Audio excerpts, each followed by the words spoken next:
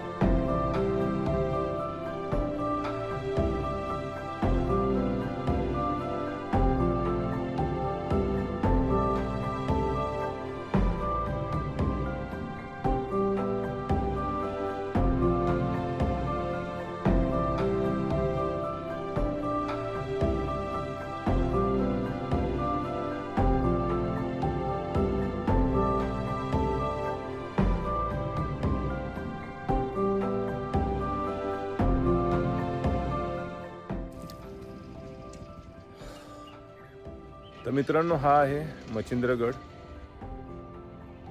Purely देवस्थान आहे.